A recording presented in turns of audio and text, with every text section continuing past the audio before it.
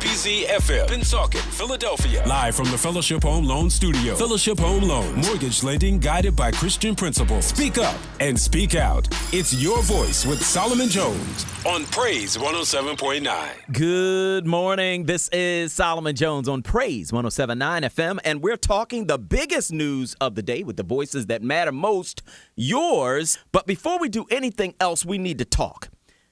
Because it's Thankful Thursday, and I'm thankful that my father's seen another birthday today. So before I say anything else, happy birthday to my father, Solomon Eugene Jones Sr.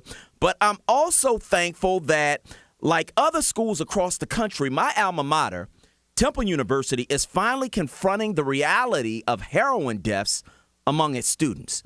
Susan Snyder of the Inquirer writes that Gabrielle Greco and Ben Molander became fast friends when they met at Temple in 2015. Greco was 23 of Huntingdon Valley. She was excited to study Japanese. She wanted to go abroad. Molander was 21. He lived in York County and started as an engineering major. He loved computers. Greco died last April in her apartment of a heroin overdose, and Molander spoke at her funeral. Then on September 21st, tragedy struck because he also died from a heroin overdose. Now, of course, my prayers go out to both families. My prayers go out to all of the families who have suffered through this kind of tragedy, because I know addiction. I've been there 20-some years ago, and so I'm thankful that I'm here to talk about it. But if only such stories had been written about all the people I knew who died in the crack epidemic of the 90s. But they weren't. Because in the eyes of our country, those lives didn't matter, but the lives of suburban children do. Thank God he doesn't see it that way. 1 Corinthians 12:13 says, "For we were all baptized by one Spirit so as to form one body, whether Jews or Gentiles, slave or free, and we were all given the one Spirit to drink." That's right. We're all one in Christ. But we weren't given alcohol to drink. We were given one Spirit to drink. So in spite of what America does, we have to put the 40s down. We weren't given heroin to shoot. We were given one Spirit to drink. So in spite of what America does, we have to put the needles down. We weren't given racism to ingest. We were given one Spirit to drink. So in spite of what America does, we have to put the hate down. I know America responded to crack with handcuffs instead of treatment. I know that when addiction moved into white suburbs, America's response turned from condemnation to compassion. I know that in the eyes of the system, black lives don't seem to matter. I know that the same suburbanites who supported mass incarceration in the 90s are now seeking a kinder, gentler war on drugs. And conservative politicians are blaming that suburban drug problem on everybody but the addicts themselves. But God says if we trust him, we can work together. God says that if we trust him, we can heal together. God says that if we trust him, we can grow together, and heroin will not win the day. We got a hot show for you today on Your Voice. Political consultant Jay McCalla on the political implications of the MeToo movement, the latest on the Russia collusion investigation, the survival of Obamacare, and the latest outrageous statement about black folks from President Trump. Plus, we've got the biggest voice of all, yours. Give us a call and raise your voice at 215-263-1079. That's 215-263-1079. You can also hit us on Twitter, Instagram, and Facebook at Praise Philly, or hit me personally at Solomon Jones 1. But before we do anything else, we got to give you the big three, the stories you better know before you walk out that door. Story number one, girl 11 dies during sleepover in Northeast Philly. Police are investigating the death of an 11-year-old girl who was found unresponsive Wednesday morning after a sleepover at a neighbor's home in Northeast Philadelphia. Police said the girl was found unresponsive about 10:15 a.m. in the neighbor's home on the 9200 block of Angus Place. She was taken to Jefferson Torresdale Hospital and pronounced dead at 11:20 a.m.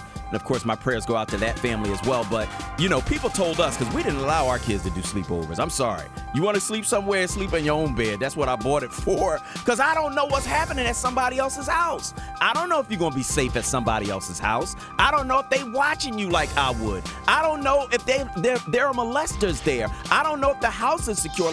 So I didn't let my kids do sleepovers. And we really, in this day and time, have to think about those kinds of issues when our kids talk about sleeping at somebody's house. You want to do a sleepover? All right, I'm sleeping over too. We all gonna be there sleeping, because I'm gonna watch what you're doing with my kids.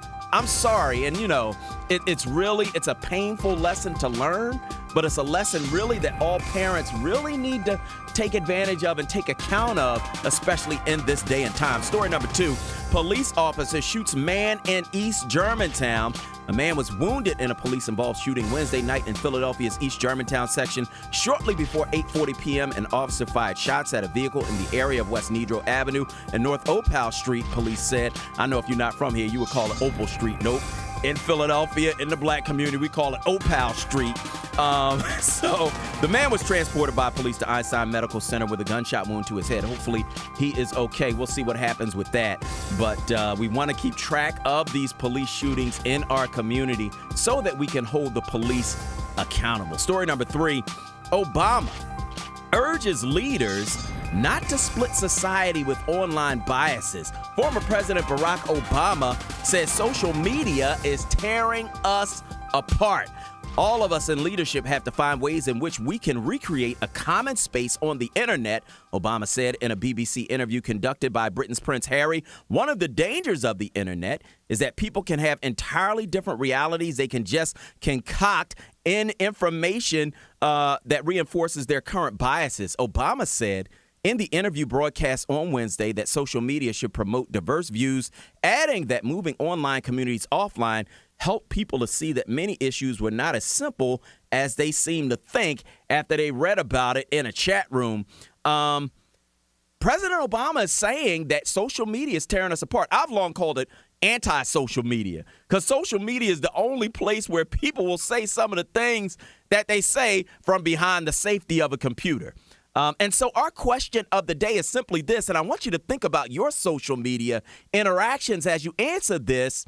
Has social media destroyed our ability to have real conversations? I want to know what you think. Give us a call, 215-263-1079. That's 215-263-1079. And we're also taking your answers on Twitter, Instagram, and Facebook at Praise Philly. Or you can hit me personally at Solomon Jones 1. When I look at social media, we talk about all of these friendships. They're not real.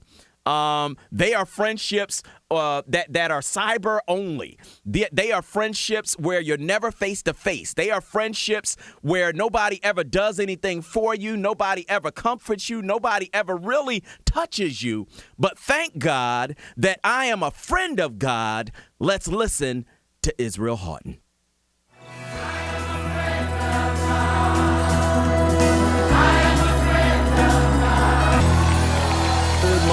This is Solomon Jones on Praise 107.9 FM, and we are back, and we're taking your calls right here at Praise on Your Voice, because we want to know, has social media taken away our ability to have real conversations? That's what President Obama said, and so I want to know what you think about that. Do you think President Obama's right, that social media really has destroyed our ability to talk to each other?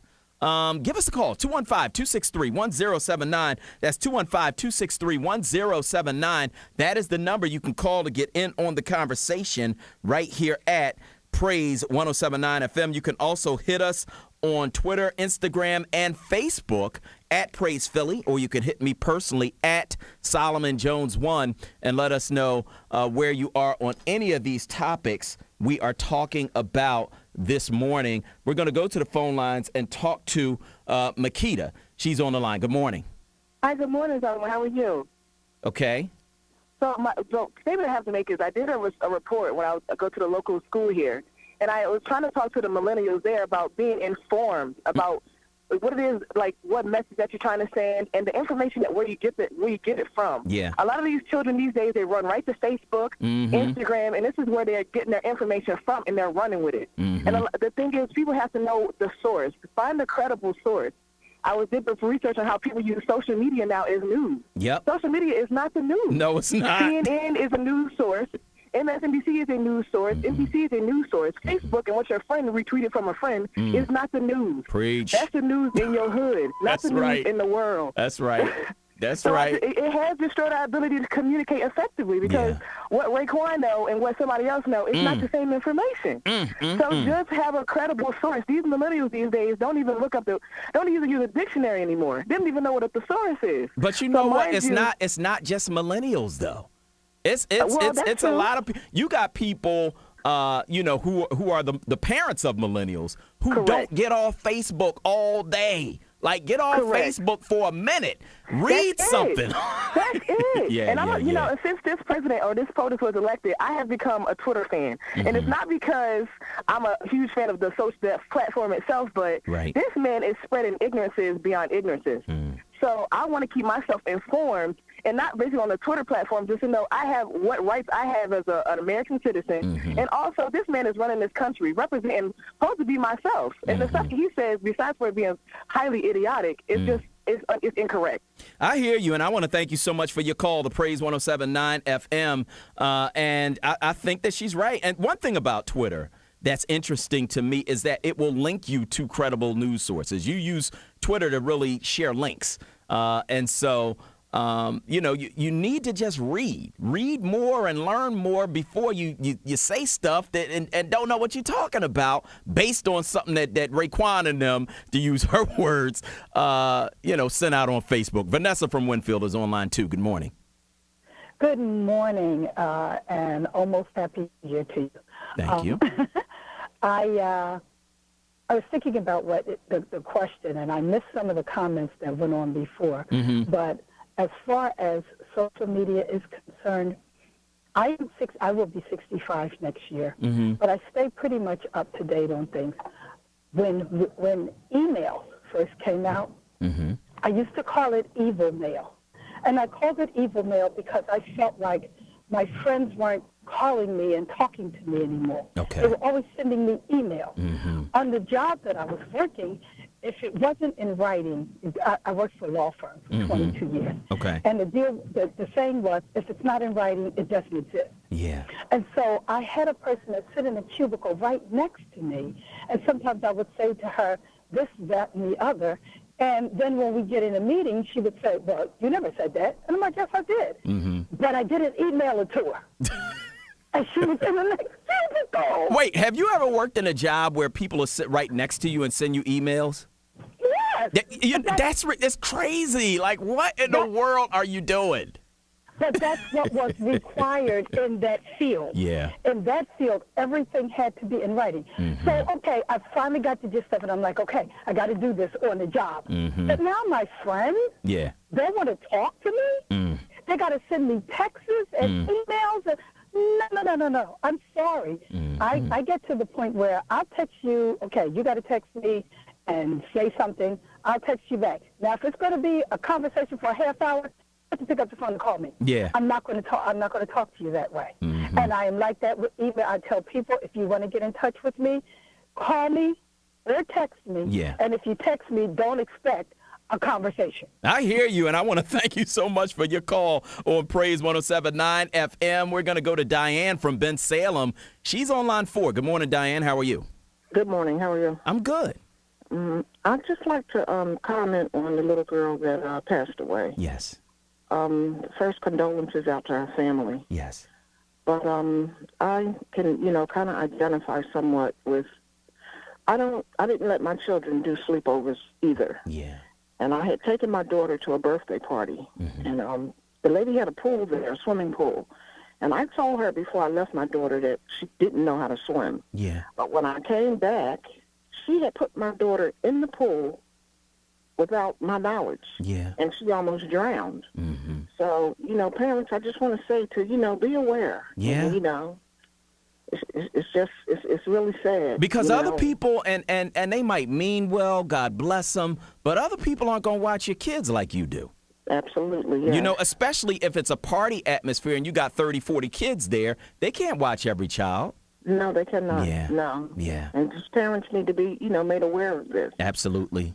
Absolutely. Yeah. And I want to thank you so much for your call this morning on Praise 107.9 FM. Again, our question of the day based on President Barack Obama's interview with Prince Harry, where President Obama said, look, social media is tearing us apart. And he said all of us in leadership, he might have been alluding to Donald Trump. He said, have to find ways in which we can recreate a common space on the internet. He said, look, it's hard to be obnoxious and cruel in person as they can be anonymously on the internet. And he's absolutely right. It's easy to be a gangster from behind a keyboard. You know what I mean? I'm going to do this and I'm going to do that. You're an N-word and this and that. Yeah, okay, get from behind that keyboard. Right. But that's where we are now, where you have people who are, have this tremendous animosity from behind these keyboards. My question is President Obama right? Has social media destroyed our ability to have real conversations? I want to know what you think about it. You can hit us on Twitter, on Instagram, on Facebook at Praise Philly, or you can hit me personally at Solomon Jones 1.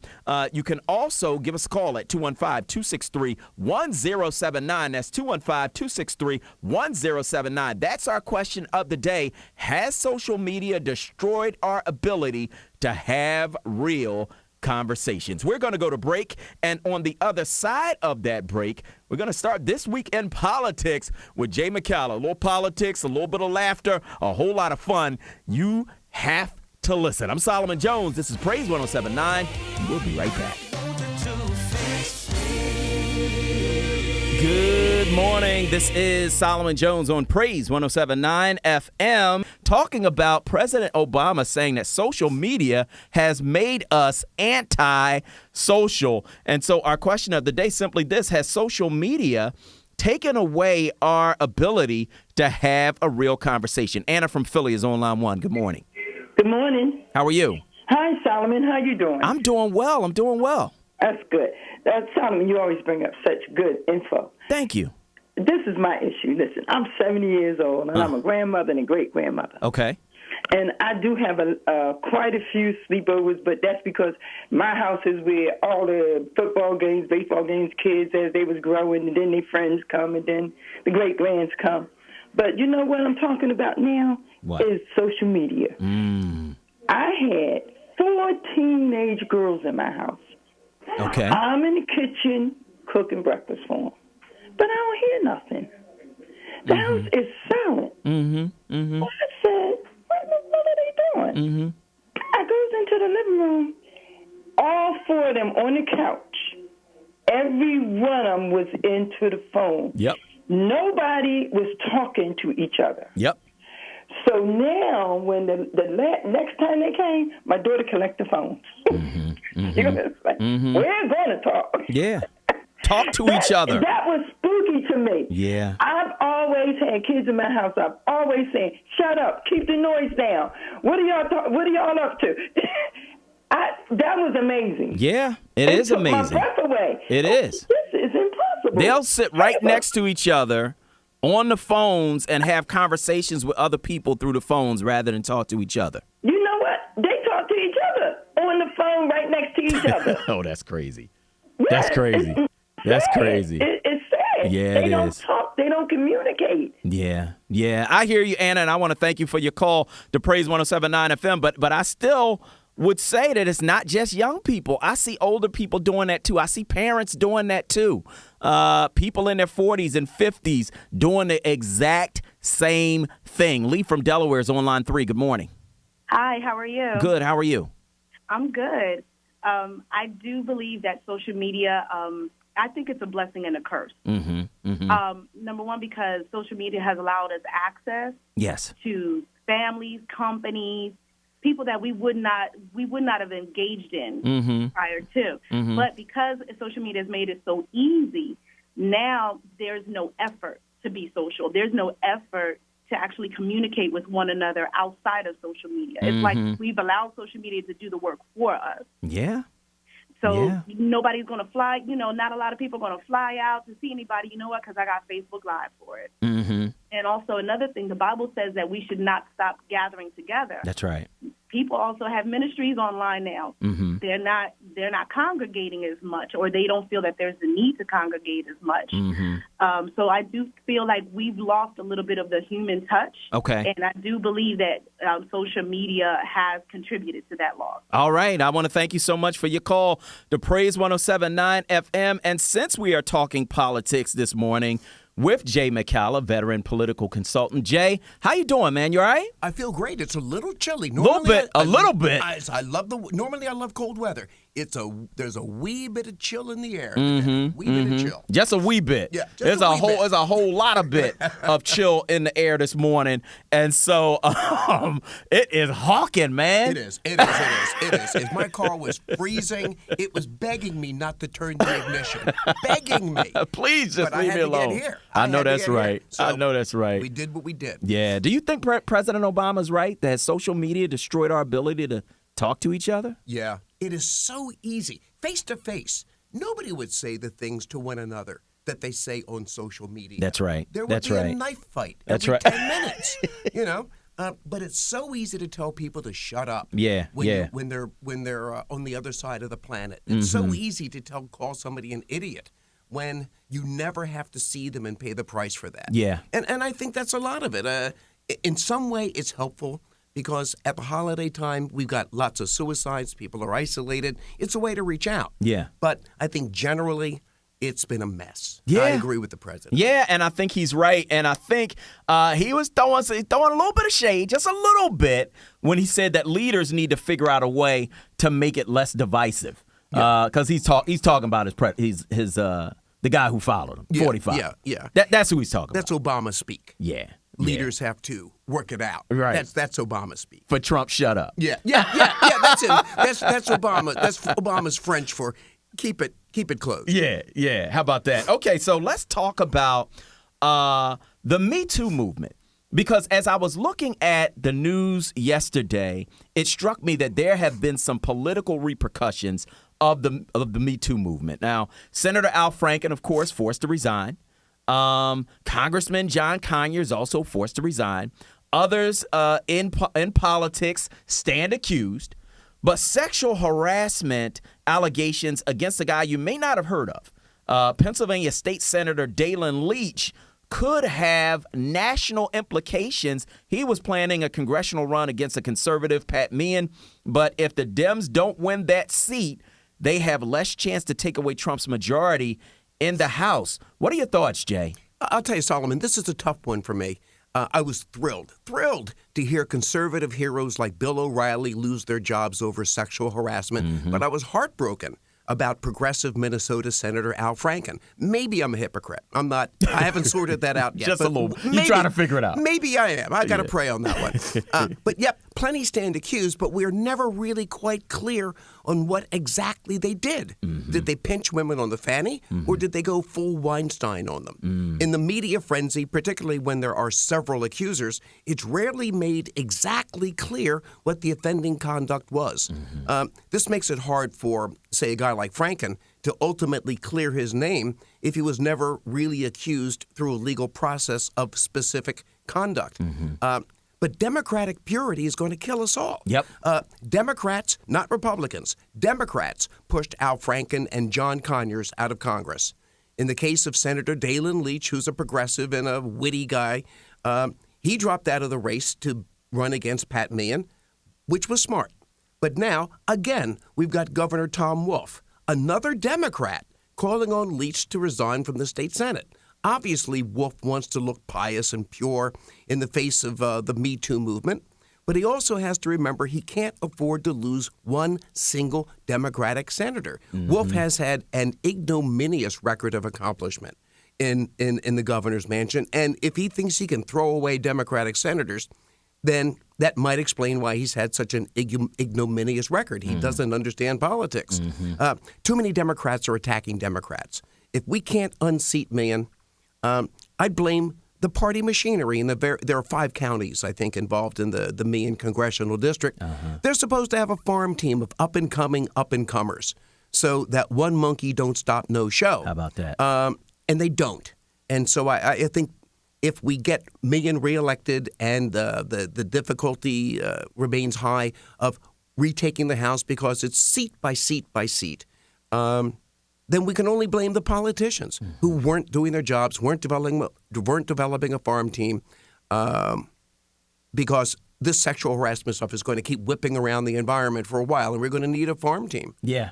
Yeah, and you know what? I think you hit on something, Jay, when you talked about the democratic purity, right? Trying to act like we've never done anything wrong, trying to act like we're holier than thou, trying to act like, we can point to people and say, you're a sinner and I'm not. Yeah. That self-righteousness, eventually, and it always comes back around. Because nobody's righteous. Thank you. You understand what I'm saying? Everybody has done something wrong. And when it comes to this sexual harassment issue, Democrats have tried to really depict themselves as the righteous ones. Yeah. And it's coming back to bite them. Yes. There is no one righteous. LBJ, JFK, FDR, you name a Democratic president, with the exception of Obama and Jimmy Carter, and you're talking about a womanizer. That's right. We have a lavish history of being guys. That's the Democratic Party. That's right. But we don't fake it. I mean, the Republicans, we read about a congressman who got his girlfriend, he's a married man, he got his girlfriend pregnant, he's anti-abortion, he urged his girlfriend to get an abortion. Yep. Democrats aren't hypocrites on the scale that Republicans are, but we're all guilty. Yeah. And I don't think in this age of talking about missiles launching at North Korea, talking about all the craziness that's taking place, that the MeToo movement is going to be decisive. I don't think it's going to be decisive in a lot of elections. Every candidate is going to say they respect women. Yeah. So it's going to make it hard for women to choose and be insightful about these choices. Yeah. But, I don't know.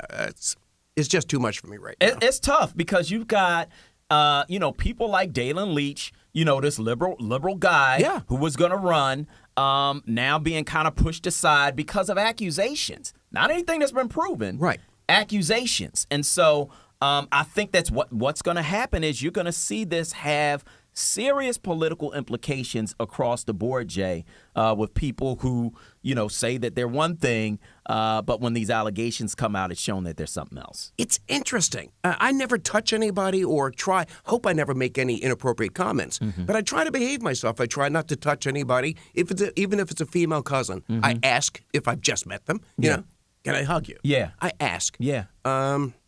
It's just about manners. It is. It is. It really is. It's just about like being just common human decency.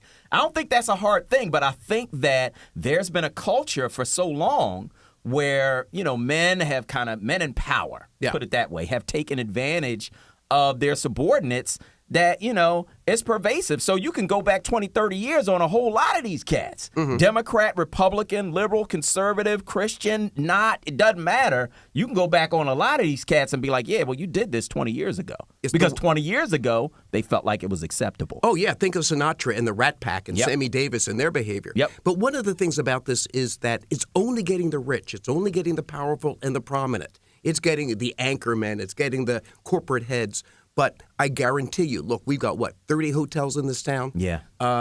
Going from room to room right now are some housekeepers, and I'm sure on a daily basis they are sexually harassed. Yeah. These are the poorest women in our town, doing the most basic underpaid work in town. And if you are sexually harassed at the Four Seasons by a guy who just dropped $600 on a room that night, who's going to win at HR? How about that? So I love all of this stuff about Selma Hayek saying that Harvey Weinstein was my monster too. But Selma, you're rich. There are a lot of working women out there who are desperate for their jobs, who are not protected in the workplace, and they're making beds, they're cleaning bathrooms in hotels, and enough of this elite stuff, enough of Selma Hayek. I love her and Frida, but come on. We got too many women exposed to harassment on a daily basis that we're not even thinking about. True. True. Very true. So let's move on to the second story and go national with Special Counsel Robert Mueller. Now, he has a prize witness and former National Security Advisor Mike Flynn, with Flynn ready to testify. In exchange for leniency, sources say Trump's team is going to try to destroy Flynn's credibility. Will it work, Jay? Gosh. Not only does Mueller have a prized catch in General Flynn, he still has Paul Manafort, Trump's campaign manager, under indictment.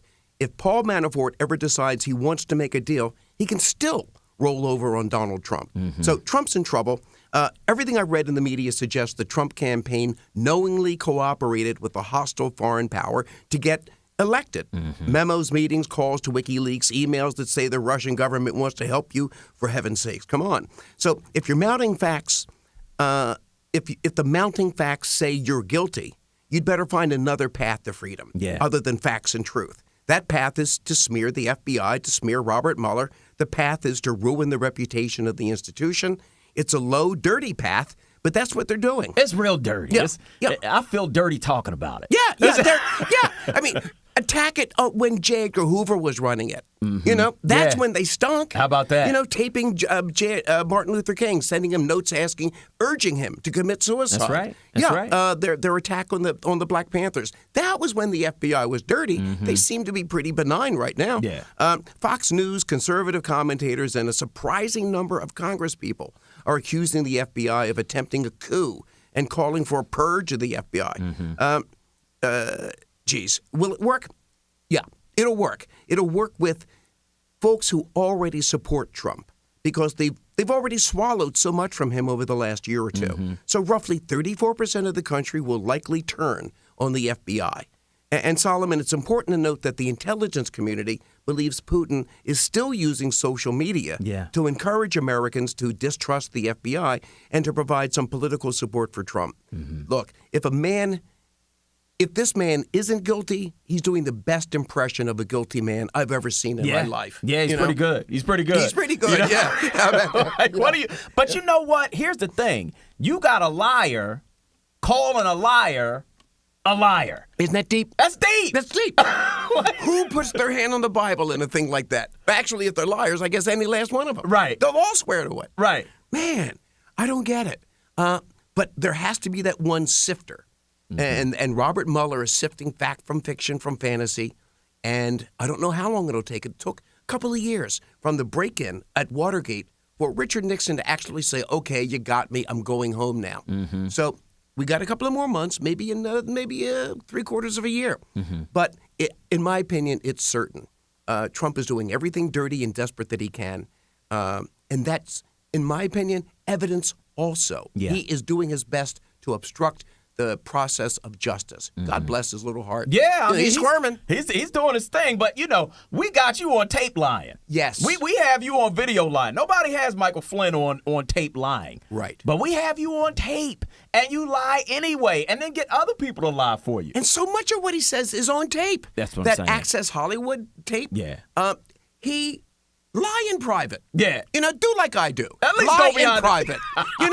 Lie when there's one, maybe two witnesses. Right. But this man lies on TV. Mm-hmm. He lies on radio. He lies in press conferences.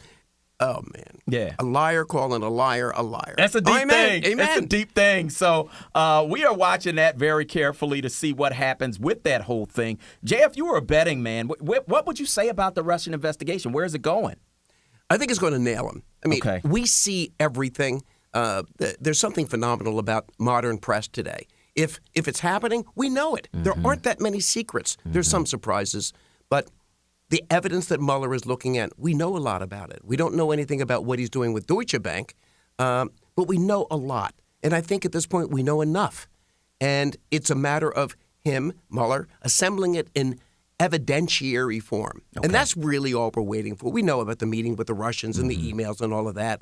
He's just waiting and trying to put it in evidentiary form so it makes sense to a jury and so that he's waterproof because they're coming after his reputation and the slightest mistake he makes, he's in trouble. Yeah. But I'm betting on Robert Mueller. I'm betting the farm on Robert Mueller. All right. We'll see what happens with that. This is This Week in Politics with Jay McCalla, and we are going to go to break, and on the other side, we are going to continue our discussion.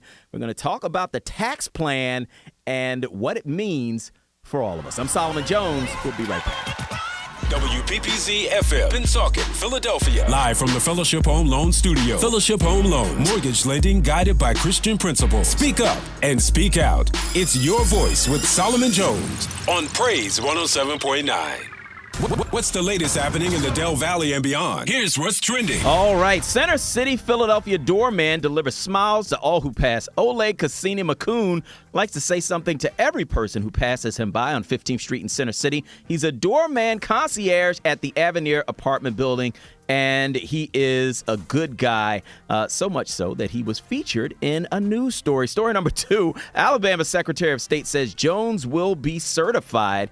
Alabama Secretary of State John Merrill confirmed this morning that Democrat Doug Jones will be certified the winner of the Alabama Special Senate election, despite Republican Roy Moore's refusal to concede and request for a new election. He's out of his mind. Story number 3, Sylvester Stallone buys a replica Rocky statue. Yo, Adrian, he did it. Sylvester Stallone finally got himself a Rocky statue. Welcome home, Stallone said in an Instagram video. It only took him, only 41 years to get to California. And that is what's trending right here on Praise 107.9, and I want to welcome you back to your voice. I am your host, Solomon Jones, and as always, we're talking the biggest news of the day with the voices that matter most, yours. And of course, Marette Brown Clark comes up at 12 noon with even more inspiration. The Praise Selfie Contest also going on. If you want to win a $100 Walmart gift card, take a picture of yourself in front of the billboard of me and Erica Campbell with a Praise Selfie hashtag and tag Praise Philly on social media. So we're back with This Week in Politics with Jay McCalla. Jay, I just think we need to mention this. Roy Moore asking for a new election, man. How about that? Is he out of his mind? Well, yeah. I mean, but we knew that years ago when Right. they kicked him out as Chief Justice of the Supreme Court in Alabama. Right. They kicked him out as Chief Justice twice. Mm-hmm. So he's got guts. He's got guts. He'll date a 14-year-old and not say I'm sorry. Yeah, how about and that? Not say I'm sorry. That's deep. All he had to do was say, I was crazy back then. I was young and foolish. Mm-hmm. Or But no, this man is insane, and he thinks that not conceding will hold up the certification of the next U.S. Senator. Come on, Jack, you're crazy. You are out of your mind. And the Secretary of State of Alabama voted for Roy Moore.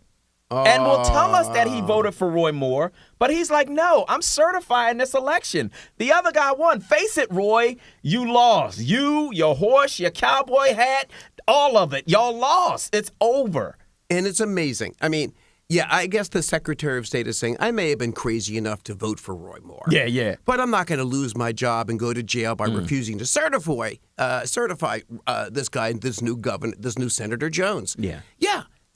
I mean, it's this whiny, self-involved, me thing that we see from the right so often. You know, face the consequences, face the voters. You may win, you may lose. If you lose, shut up and go home. That's right. That's all you have to do. That's it's easy. all. Shut up and go home. Winning is hard because then you have to work. Mm-hmm. But Roy, shut up and go home. Please go home. Yeah. It is so crazy. You don't even have to shut up. Just go home. Right. And you can talk at home. All day long, all night long. But just, don't make any phone calls out. No tweets, nothing. Please. Just, you lost. Yeah. And it happens. Yeah. Get over it. Yeah, absolutely. I couldn't put it any better than that. Let's talk about the tax plan, Jay. Okay. It includes a major change for Obamacare. Americans are no longer required to purchase insurance or face a tax penalty, but Obamacare remains the law of the land. Some analysts say the health care plan's survival depends on the outcome of the 2018 midterms. Do you agree? Well, I'll tell you, Trump is certainly trying to kill Obamacare with the death of 1,000 cuts. That's right. After they couldn't figure out how to repeal and replace, they simply decided to not advertise that it was time to sign up again. So that's a petty little device. Mm-hmm. And then when that didn't work, they repealed the mandate. And that's only going to shrink the pool by maybe a few million. But Obamacare continues. Republicans have shown they can't get it together to kill it. And so things will probably putt along until 2018 when Democrats get a shot at taking back the Congress. The assumption is the Democrats will protect Obamacare if they get the Congress back. But I think the nation's moved on and wants free health care. I think the nation wants Medicare for all. I think Medicare for all is a winning slogan that will win hearts and votes. Everybody worries about caring for their grandmother. That's right. Everybody prays for healthy children. Nobody should have their care limited because they don't have any money or enough. If Democrats don't talk about another thing, and they really shouldn't, they can win in places they never dreamed of if they talk about health care. Democrats can be too brainy sometimes, and they need to bring it down front and tell voters they will keep grandma from suffering. That's right. That's what they need to say. That'll appeal to everybody. Everybody will have enough medication without having to scrimp and save on food to afford it. Nobody will live with pain because they can't afford to fix it. I believe that's all Democrats have to say. But Democrats are neither bold nor uncomplicated. So I think just as we managed to wreck this last presidential election because we don't really stand for anything, I'm worried about the 2018 election and therefore the future of Obamacare because Democrats don't know how to get out and hit the long ball and say, stand up on a metal folding chair and declare what you stand for. We don't. Yeah. We want to get out and we want to be cute. We want to talk about affordable this. We want to talk about broader that, more access to this. People want meat on their bones. Yeah. And we're suffering. It's easy to win if you make yourself valuable to people. And right now, look, LBJ gave us Medicare and Medicaid. We didn't always have Medicaid and Medicare. We didn't. LBJ gave it to us in 1965. Franklin Roosevelt gave us Social Security. We didn't always have Social Security. People need things, and if you're the one to give it to them, they will be grateful to you. That's right. But Democrats don't seem to want to give much to anybody. I feel like Democrats are trying to be everything to everybody. Yeah. And you can't.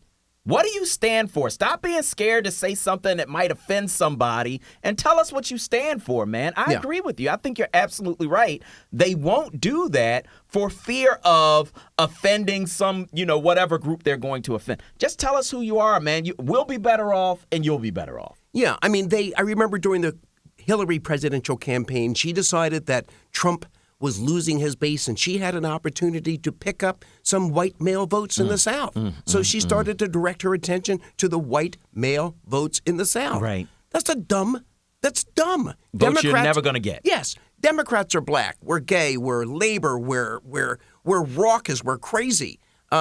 We make up the streets. Come out and say something to us that's meaningful, like sincerely addressing all of these, the shootings of young black and Latino men. Address that. Address the fact that the average American doesn't have more than $500 in the bank. The average American cannot survive a $500 emergency. It'll leave them flat broke. Address that. Address the fact that people used to have roasts on their tables, and now it's casseroles, and then it's meatloaf, and then it's hot dogs, and then it's ramen noodles. The economy and the standard of living has deteriorated. It's that's just the way it is, and we need to reverse that with the increased minimum wage and health care. But the other thing is that you also have Democrats who are Christians. Yeah. Democrats who are conservative socially. Democrats who are conservative spiritually, Democrats who don't believe in everything that everybody is putting out there. And you have to address that, too. Yeah. You just got to be real. You got to be real. If you believe in something, say it. If you don't, say that, too. And that way we know we have a decision to make. That's all. I think it's pretty simple. But one of the problems that I've seen with my party, the Democratic Party, is that they have not kept things simple. Nothing is simple. How much of my taxes are going to go down? It's a 25-page explanation. Yeah. No, all I need is the figure, man. I don't need a 25-page. Just tell me. I can take the truth. Yeah, and that's just another way of lying, trying to give these long, complicated explanations that nobody understands. Yeah, and just keep it simple. LBJ, and he's one of my heroes. Right out of college, he went to college as a janitor. He had a job at the college while he was a student, and he was a janitor cleaning bathrooms. And then when he graduated, he was a teacher, and he taught the poorest Mexican kids down along the Texas border in a little Mexican little town called Cotulla, Texas, Cotulla. Mm-hmm. And so he saw poverty first, close up. Yeah. And that's what we need. We need somebody with a beating, pulsing heart, not somebody who's standing on the fence trying to make me happy, trying to make Wall Street happy, trying to make white males in the South happy, and you become useless. Right. Get on somebody's side. Yeah. Even if it's wrong. Get on somebody's side. Yeah. Yeah. And that way we have a better idea of who you are. And I think that's part of the problem is that we have no idea who you are. Right. No idea because you stand for everything. And when you stand for everything, guess what? You don't stand for anything. So get it together. But now, Jay, we got to talk about racism. Again. It hasn't gone away since last week. No, it's still here. It's stubborn, that stuff. But we'll deal with it today. We won't have to deal with it next week. We'll solve it today. Okay, we're going to solve racism today. We can do that. By talking about the New York Times story that reported that Donald Trump said during a meeting in June with his top advisors that people coming here from Haiti, quote, all have AIDS, unquote, and that Nigerian immigrants would never, quote, go back to their huts, unquote, in Africa, and that Afghanistan is a terrorist haven. Jay, is Archie Bunker our president? I would prefer Archie Bunker as our president. He had a memory. He was a good actor. Carol O'Connor, he had a memory. And this guy's, look, Ann Richard, the late governor of Texas, once said that George Herbert Walker Bush was born on third base and he thinks he hit a triple. That fits Trump far better. Mm-hmm. When I graduated from college, my father co-signed a car loan for me. When Trump graduated from college, his dad gave him millions and millions of dollars to go out and start a real estate empire. Mm-hmm. Little bit different. Yep. Even with this huge head start in life, he managed to go bankrupt several times and have every American bank refuse to lend him money, which is now why he's wound up with Deutsche Bank. He surrounded himself with sycophants and bootlickers who tell him how terrific he is. Mm-hmm. So he's very much like a 9-year-old who has no sense of other people's humanity. No sense of other people's humanity. We saw that in Puerto Rico when he was making a game of tossing out rolls of paper towels. The intrinsic human dignity of Haitians and Nigerians is as insignificant to him as the human rights of Muslims or Mexicans or anybody who simply works for a living and isn't on, quote unquote, his level. Mm-hmm. Haitians, women, blacks, Nigerians, Muslims, Latinos, we're all them to a guy like Trump. I'm old enough to remember when Bobby Kennedy, another rich guy, visited the rural poor in Appalachia. LBJ was pretty rich, but through his Model Cities program, you find a black lawyer or a black doctor who's 60 years old who lived in a city, and they got educated because of LBJ. 80% of the people I went to college with at Lincoln University were there because of LBJ. Wow. So it's hard for me to get my head around a president who is so contemptuous of different people. Well, it was credibly reported that when he went to the White House, he referred to it as a dump. I just have never seen such a nasty, demeaning man who occupies what ought to be the most optimistic office in the world. He has the ability to feed people. He has the ability to stop wars and to end suffering. He really does. Yeah. But he chooses to say that Nigerians live in huts. This is the scariest level of ignorance. Mm-hmm. And I think that's enough. I mean, why do we need to know any more about Russiagate? Get this guy out today. Yeah, it's crazy. If that's what you call Haitians, come on, man. Yeah. And he's sending them back. He's after the earthquake in Haiti some years ago, we took in a lot of Haitians. Yeah. And now he's saying, okay, everything's cool. Go back now. Mm-hmm. So he just moves minorities around. Gosh, this guy's terrible. I wish I could come up with something really clever. But gosh, this guy's terrible is all I got. Yeah, well, I think that might be enough. Why would you say that in front of a room full of people who are supposed to be running the country? Yeah. If that's how you feel, I would think that, and I've never been a racist, so it's hard for me to figure out the mind of one. But if you're going to say that, wouldn't you say that in front of somebody who you were sure shared your point of view? But Omarosa's gone. Omarosa is gone. You know what? I'm sorry. Omarosa's never going to get invited to the barbecue again. She's never coming. You cannot get your black card back, Omarosa. Oh, she's trying. Need you to know. She's trying. Yes, she is. She's saying she felt isolated as the only minority. Mm-hmm. Honey, you weren't a minority. You were a success story. That's right. You just couldn't keep your mouth shut. That's all. Mm-hmm. You know. You want to come out the big house and try to come back to the field. Oh, Girl, no, you better stay out You're of this branded. field. You're branded. Marked with the shame. You know? What do you do when you're branded? Yeah, it's absolutely crazy. But, I think that this really speaks to where we are as a country. Yeah. Where you have a guy who feels comfortable enough to really to say this in a room full of the people who are leading this country, that Haitians all have AIDS, that Nigerian immigrants need to go back to their huts. These kinds of things about black people. And it really, if that is your mindset, then it explains a whole lot about you. Yeah. Explains a whole lot about your policies, explains a whole lot about your politics, explains a whole lot about your lack of compassion, explains a whole lot about your lack of empathy. It explains a whole lot. If you think that people of color, that black people from Haiti all have AIDS, then that explains your policy on Haiti. If you think that Nigerians live in huts, then that explains your policies on Africa. It explains a whole lot to me. Yeah. And his attitude towards people of color was flagrantly evident with Puerto Rico. I just read the other day that 5 tons of food has been waiting in Florida, and instead of being shipped to Puerto Rico, it's going to be used for some of the hurricane victims in Florida. But nobody knows why it was never sent, the 5,000 tons of food, to Puerto Rico.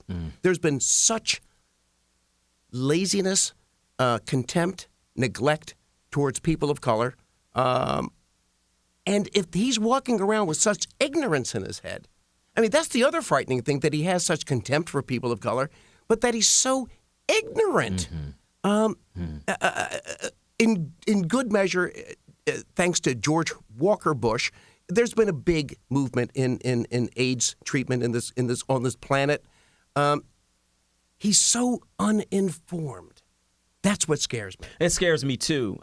Given that you get briefings, or should get briefings, because he won't take the briefings, get briefings several times a day on everything that's going on in the world from the most credible sources that anyone could have. Yeah. But you prefer to watch Fox and Friends. Sean Hannity's got it. Come on, man. Sean Hannity. What? Yeah. You've got 17 spy agencies. That's how many spy agencies we have in America, Jay. Which are scared the living daylights out of us. 17. Right? They know everything that's going on. They have satellites that can look into your house, right? But you'd rather watch cable news. Yeah. And get your news from there because it reinforces your own biases. And I don't know. I mean, okay, you grew up in New York. You went to a college in Philadelphia. There should have been some. I mean, didn't he meet other students at Penn who challenged his thinking, or did he just take his hands over his ears and walk away yelling, la, la, la, I know what I know and I don't want to know anymore? I mean, how do you avoid information? I mean, he ran a real estate empire, making decisions, being in contact with, I guess, lots of people, labor, banks, etc. How do you remain so fundamentally ignorant about a country you want to lead? He doesn't know anything about us. I remember him standing up at one of his rallies. There was a black guy, and he yells, "Oh, there's my African American." That's right. What kind of idiot? Yes, what kind of ignorance is this? That he thinks, I mean, how does he behave? Well, we know how he behaves in private because the nice thing is people are leaking on him. I love leakers. Yeah. We would not know about his comments about Haitians and Nigerians had somebody not said, this guy's cray-cray, I'm going to tell the press. So God bless everybody. Leakers rarely lie. That's one thing I've observed. When something is leaked, it's generally true. And God bless leakers, because without that, we wouldn't know anything about any of these monkeys. Yeah, it's crazy stuff. Crazy stuff. So we got to pray for him. I think you're right. I'm praying for him. I'm praying for him to, first of all, get off Twitter. Yeah. I'm praying for him to do that. I'm praying for him to start listening to the people around him who want to give him accurate information so that he is not running around embarrassing us all by saying that all Haitians have AIDS. I'm praying for him. Yeah. That's the path. I think that's the path. You know what I mean? And I'm praying for us to get out and vote so we can get somebody in there with some sense. Amen. I'm praying for that, too. Amen. That is This Week in Politics with Jay McCalla. He held senior positions in both the Rendell and Street administrations. He's a veteran political consultant, a columnist for the Chestnut Hill Local. Work also appears in the Philadelphia Inquirer. He brings deep knowledge to politics and does so from an African-American perspective. Jay, thanks so much. Always a pleasure. All right, we're going to go to break, and on the other side, we are going to take your calls. I'm Solomon Jones. We'll be right back. I want to welcome you back to Your Voice. I'm your host, and as always, we're talking the biggest news of the day with the voices that matter most, yours. And of course, Marette Brown Clark comes up at 12 noon with even more music and inspiration. Want to remind you about the Praise Selfie contest. Tomorrow, we are announcing the last of 4 winners of that Praise Selfie contest. So get out there and take your selfie in front of the billboard of me and Erica Campbell with the Praise Selfie hashtag and send it to us however you want. Text us if you got our number. Send it to us by message. Send it by smoke signal. However we get it, you will be eligible to win a $100 gift card. So we're talking about a number of things today, just coming off This Week in Politics with Jay McCalla. Talking about President Obama urging leaders not to split society with online biases. He said some interesting things in an interview with Prince Harry. He said one of the dangers of the internet is that people can have entirely different realities. They can just be cocooned in information that reinforces their current biases. He said people need to get off the internet, need to get off social media, and need to go someplace and just talk to each other. He said meet in a pub, meet in a place of worship, meet in a neighborhood and get to know each other instead of being keyboard gangsters. Everybody got all this stuff to say from behind a keyboard that they won't say to your face. And I think it's because social media is anti-social media. But I want to know what you think. Has social media destroyed our ability to have real conversations?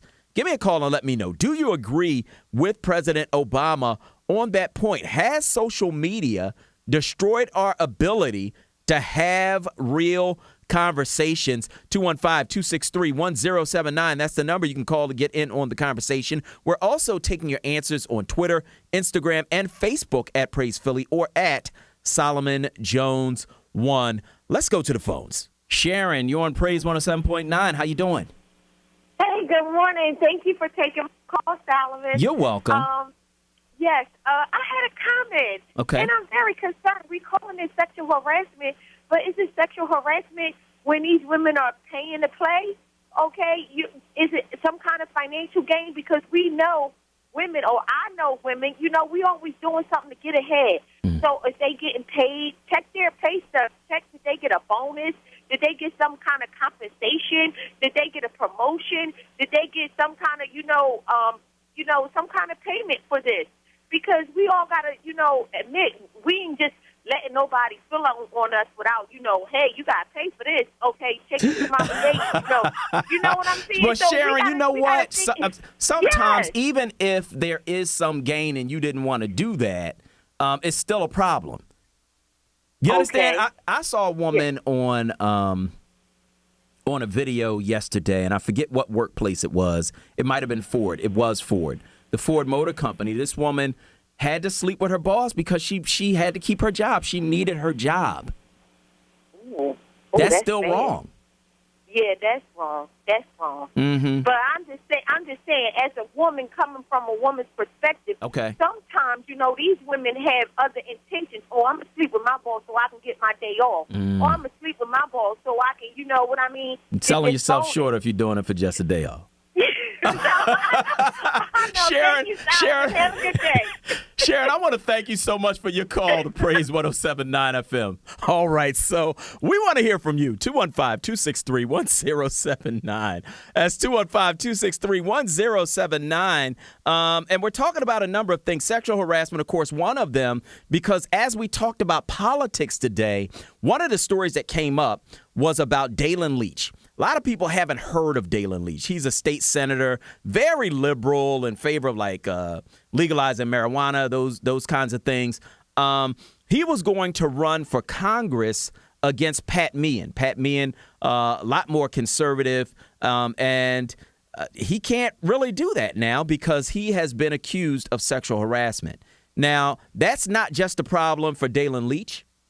It's something that's really national in scope because Democrats need every seat that they can get in order to try to flip Congress so that there is a check and balance, so that you don't have one-party control of the whole government. But if Dalen Leach is knocked out and you don't have anybody, as Jay McCalla said, on the bench ready to come in and take his place as a candidate, then guess what? They're not going to get that seat.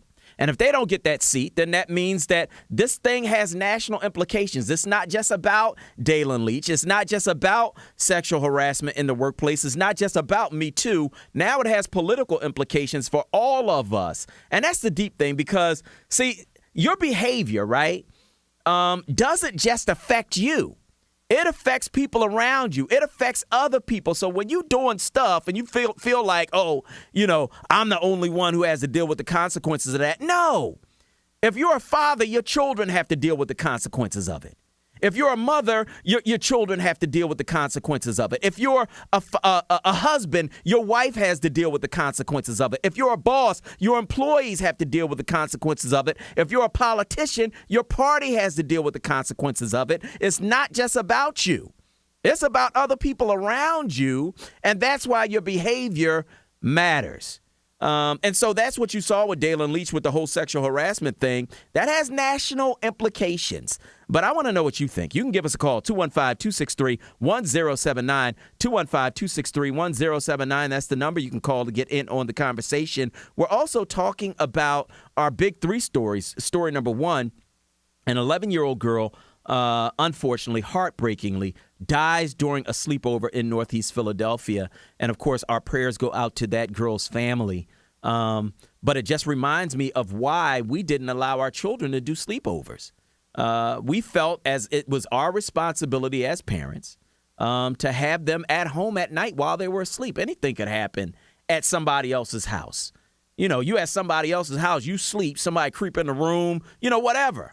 Somebody decides they want to rob the house, whatever. You know, there's a child molester there. Anything could happen at somebody else's house. And so we really did not allow that for our children. And there were parents who told us, oh, you're being too strict. You're being helicopter parents, whatever. Okay, well, I'll be a helicopter parent. Give me my pilot's license. You know what I mean? I'm going to do what I got to do to protect my children. And unless it's, you know, grandmom or somebody like, you're not sleeping over at somebody's house, I hardly know. That's not going to happen. And so I want to know what you think about that because, you know, as parents, we really, all of us are just feeling our way, trying to figure it out as we go along. It's not like we know every single thing because we don't, right? But, you know, we do what we have to do to protect our children. So I want to know what you think about that. Story number two, police officer shoots man in East Germantown. We are keeping track of these police shootings taking place in our neighborhoods, in our communities. That happened last night. And story number three, President Obama urging leaders not to split society with online biases. So we're going to check social media. We're going to check Twitter, Instagram, Facebook for comments on that. Of course, we're also talking about the raccoon incident. And that reminds me, yesterday we had on Darrell Clark, president of City Council, as well as State Representative Stephen Kinsey. And Stephen Kinsey said that the governor could do an executive order to increase the resources of the State Gaming Commission. And so I have a call into the governor's office. I've sent them 4 questions around the raccoon issue in Philadelphia since the State Gaming Commission is in charge of that. And so I'm waiting to hear back from them. As soon as I do, I'm going to give those answers to you. So we got a couple of comments about the raccoon incident. Fabulously Beyond 50 said on Instagram that, great topic, I'm confused as to why our elected officials aren't raising a fuss. If raccoons in our neighborhoods, they are also in their neighborhoods. The city got to step up and step in, get these alleyways, vacant lots, and abandoned properties cleaned up and out. And then we got another comment on that from Carol Brooks on Instagram who said, "This is just horrific that a child has been attacked by a nasty germ-carrying raccoon. My daughter lives near Temple, and she's always talking about how the raccoons cross the street in front of her car or go into the empty lot near her house. The city of Philadelphia really needs to step up and deal with this issue before someone else gets hurt. Raccoons carry rabies and God knows what else. This should not be happening." So we're going to go back to the phone lines, and we're going to talk to Renee from Philly on line 1. Good morning. Good morning. How are you? Good, and you? Good, thank you. In my car commuting to work. Okay. So I was just listening to your conversation here, and felt compelled to call in. Mm-hmm. I usually don't, but this is a topic that I think is so important. Mm-hmm. Nationally and internationally, just because, everything that we do is reflected worldwide. Yes. Also. Yes. And so I find it very disturbing, and I'm actually concerned that we might not have a suitable Democrat to run it in this election here in Pennsylvania. Yes. Just because you're right, it's critical that we get as many Democrats as we can in position for 2018, and we just can't afford anything other than that. Yeah. So it's troubling to me that we're even at this crossroads where this is a concern. And you're right. You're absolutely right. People need to be held accountable. Yes. You are responsible for, essentially, when you're in office, you can't afford to cross any of those lines. That's right. You have people's lives in your hands, and literally, this affects all of us. Yeah. When they do irresponsible things, immoral things, really. Yeah. So that's my comment on it. I just find it really troubling, and it's almost distressful for me because, all I'm thinking is, oh God, what are we going to do? Yeah. Well, I will just pray. Mm-hmm. That's what I will do. Amen. But if we are not able to, get the Democratic Party back in power, and hopefully the House and the Congress, but in the Senate, but so I hear you. And I want to thank you so much for your call to Praise 107.9 FM. For me, it's about checks and balance. It's about a balance of power. You have a Republican president. Certainly you need to have something or someone that can check him. The way that our system is set up, it's set up as a system of checks and balances. You can't have the Congress just be a rubber stamp for all the craziness that we see coming out of this White House. I'm sorry, you just cannot have that. And so people who are talking about running really need to search themselves, search their background, search their character. And if there's something that is going to keep you from winning, then you need to back up and let somebody else run, because it's critical not just for you, but for all of us. I'm going to go back to the phone lines and talk to Jeanette from Philly on line 2. Good morning. Good morning. Good morning. How are you? I'm good. How are you? I'm blessed. Woke up on this morning. All right.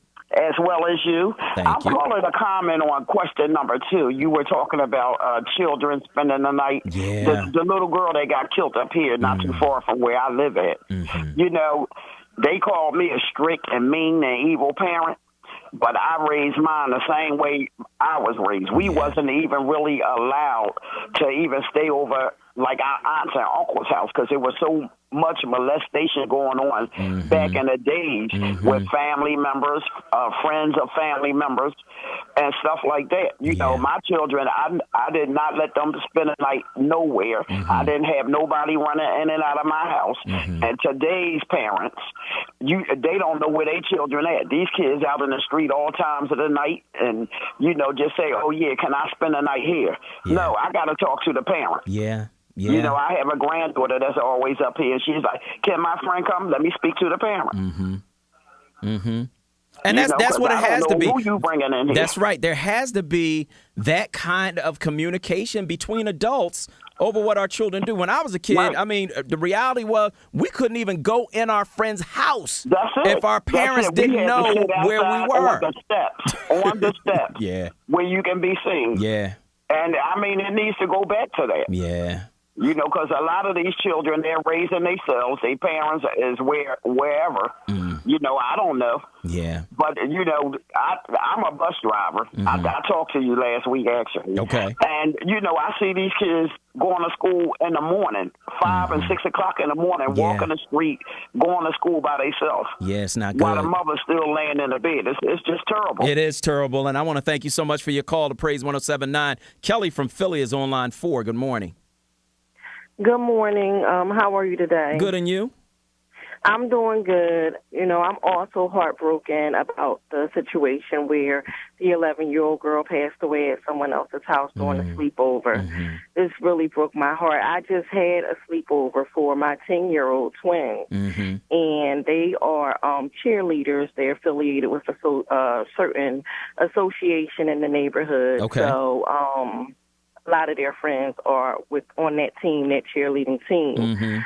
And some of the parents know each other. Some of us don't know each other. But when I sent the invitation out there and I went to one of the parents personally because I didn't have her phone number through the association, she asked me, you know, can I come and see your house? Yeah. And I said, well, of course. Yeah. You know, and I wouldn't expect anything less of a parent because I don't allow my girls or my children to spend the night over someone, you know, other people's houses unless it's family, and then not even all family at that. But, you know, I said, of course you can come and see my house. And for whatever reason, she never made it over to see my house, and her daughter didn't come to the sleepover. And I completely understand, you know, and, you know, a situation like this that's so unfortunate will make us as parents, like you said, we're all kind of feeling our way through as parents. That's right. A situation like this pops up, and it make us as parents, you know, question everything. Where we want to sometimes let go and give them a little more freedom and allow them to go here and allow them to go there. Something like this will make us tighten the reins up again. You know, that's right. You figure they 10 years old, they getting a little older. Maybe it's okay if they do A, B, and C. No. Nope, I'm going to remain as strict as I am, and I'm going to, I have to know these parents. I have to know where they live, what's going on in their house, you know, before allowing them to go out like that. So just because of something like this, you just never know what could happen and what's going on in people's houses. That's right. That's right. And I want to thank you so much for your call to Praise 107.9 FM. That is going to do it for today's show. I want to thank everybody who tuned in and everybody who joined us as guest, political consultant Jay McCalla, who, as always, did yeoman's work on This Week in Politics. And now, for producer Wissam and assistant producer Sakina, I am your host, Solomon Jones, saying tune in tomorrow at 10 so the world can hear your voice. Peace.